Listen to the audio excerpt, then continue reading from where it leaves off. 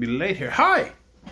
Hi, Internet. I thought we were going to be late because it didn't start the live video when I pressed start live video. And I was like, no! Why didn't it start the live video?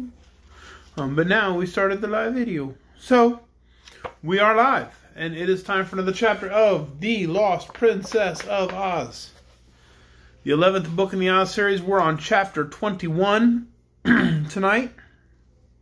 So, and after we finish this book, which we should finish, I believe, on Saturday, this book will start the 12th book of the Oz series. Only 14 books. Goodness gracious, we're going to be done soon. Won't even know what to do next. But tonight's chapter is called Magic Against Magic. Last night, if you recall, they found Button Bright in a hole, but the little pink bear seems real convinced that Button Bright is Ozma. So I'm not sure what all that means. And they're like, but Ozma's a little girl. And then one of my kids pointed out, didn't Ozma used to be a little boy? And I'm like, yeah, like in the second or third book of the Oz series, Ozma was a little boy named Tip. And then right at the very end, they were like, oh, Tip was secretly Ozma all along.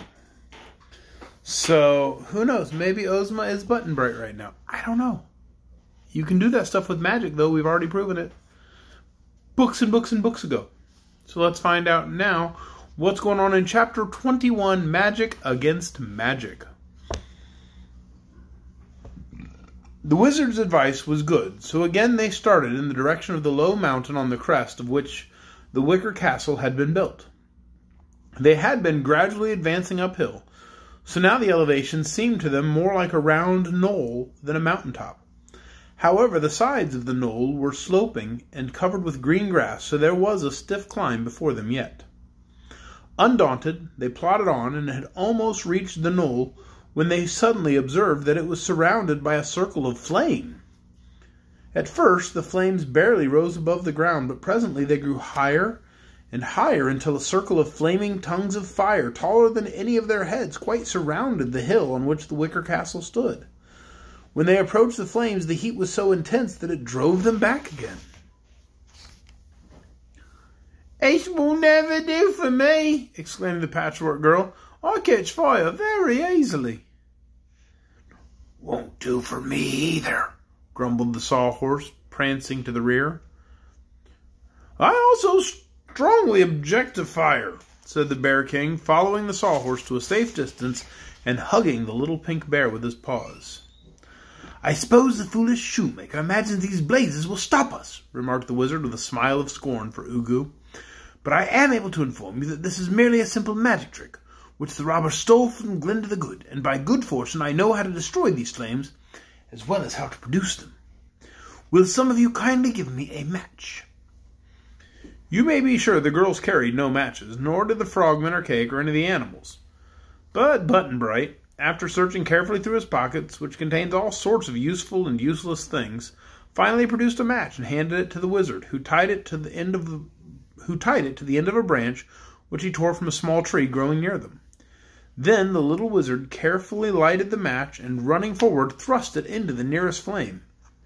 Instantly the circle of fire began to die away and soon vanished completely, leaving the way clear for them to proceed. "That was funny," laughed Button Bright. "Yes," agreed the wizard. "It seems odd the little match could destroy such a great circle of fire. When Glinda invented this trick, she believed no one would ever think of a match being a remedy for fire. I suppose even Ugu doesn't know how we managed to quench the flames of his barrier, for only Glinda and I know the secret. Glinda's book of magic, which Ugu stole, told how to make the flames, but not how to put them out." They now formed in marching order and proceeded to advance up the slope of the hill, but had not gone far when before them rose a wall of steel, the surface of which was thickly covered with sharp gleaming points resembling daggers. The wall completely surrounded the wicker castle, and its sharp points prevented anyone from climbing it. Even the Patchwork Girl might be ripped to pieces if she dared attempt it. "Ah!" exclaimed the wizard cheerfully. "Ugu is now using one of my own tricks against me. But this is more serious than the barrier of fire, because the only way to destroy the wall is to be on the other side of it." "Well, how can that be done?" asked Dorothy. The wizard looked thoughtfully around his little party, and his face grew troubled. "It's a pretty high wall," he sadly remarked. Pretty sure the Cowardly Lion could not leap over it." "Well, I'm sure of that too," said the lion with a shudder of fear. "If I foolishly tried to weep, I would be caught on those dreadful spikes." "I think I could do it, sir," said the frogman with a bow to the wizard. "It is an uphill jump as well as being a high jump, but I'm considered something of a jumper by my friends in the Yip country, and I believe a good strong leap will carry me to the other side." "I'm sure it would," agreed Cake the Cookie Cook. "Leaping, you know, is a frog-like accomplishment," continued the frogman modestly. "But please, tell me what I am to do when I reach the other side of the wall." "You're a brave creature," said the wizard admiringly. "Has anyone a pin?" Betsy had one, which she gave him. "All you need to do," said the wizard to the frogman, giving him the pin, "is to stick this into the other side of the wall." "But the wall is of steel!" exclaimed the big frog. "I know, at least it seems to be steel. But do as I tell you, stick the pin into the wall, and it will disappear." The frogman took off his handsome coat and carefully folded it and laid it on the grass. Then he removed his hat and laid it, together with his gold-headed cane, beside the coat. He then went back a way and made 3 powerful leaps in great succession. The first 2 leaps took him to the wall, and the third leap carried him well over it, to the amazement of all. For a short time he disappeared from their view, but when he had obeyed the wizard's injunction and had thrust the pin into the wall, the huge barrier vanished, and showed them the form of the frogman, who now went to where his coat lay and put it on again. "We thank you very much," said the delighted wizard. "That was the most wonderful leap I ever saw, and it has saved us from defeat by our enemy. Let us now hurry on to the castle before Ugu the shoemaker thinks of some other means to stop us." "We must have surprised him so far," declared Dorothy. "Yes, indeed. This fellow knows a lot of magic, all of our tricks and some of his own," replied the wizard. "So if he is half as clever as he ought to be, we shall have trouble with him yet."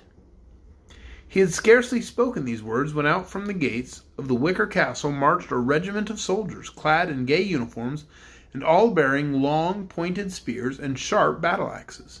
These soldiers were girls, and the uniforms were short skirts of yellow and black satin, golden shoes, bands of gold across their foreheads, and necklaces of glittering jewels. Their jackets were scarlet, braided with silver cords. There were hundreds of these girl soldiers, and they were more terrible than beautiful, being strong and fierce in appearance. They formed a circle all around the castle and faced outward, their spears pointed toward the invaders, and their battle-axes held over their shoulders, ready to strike. Of course, our friends halted at once, for they had not expected this dreadful array of soldiery. The wizard seemed puzzled, and his companions exchanged discouraged looks. I had no idea Ugu had such an army as that," said Dorothy. "That castle doesn't look big enough to hold them all." "It isn't," declared the wizard, "but they all marched out of it." "They seemed to, but I don't believe it is a real army at all. If Ugu the shoemaker had so many people living with him, I'm sure the Czar of Herku would have mentioned the fact to us." "They're only girls," laughed Scraps. "Girls are the fiercest soldiers of all," declared the frogman. "They are more brave than men and have better nerves. That is probably why the magician uses them for soldiers and has sent them to oppose us." No one argued this statement, for all were staring hard at the line of soldiers, which now, having taken a defiant position, remained motionless. "Here is a trick of magic new to me," admitted the wizard after a time. "I do not believe the army is real. The spears may be sharp enough to prick us nevertheless, so we must be cautious. Let us take time to consider how to meet this difficulty." While they were thinking, Scraps danced closer to the line of girl soldiers. Her button eyes sometimes saw more than did the natural eyes of her comrades, and so, after staring hard at the magician's army, she boldly advanced and danced right through the threatening line. On the other side she waved her stuffed arms and called out, "Come on, folks, the spears can't hurt you."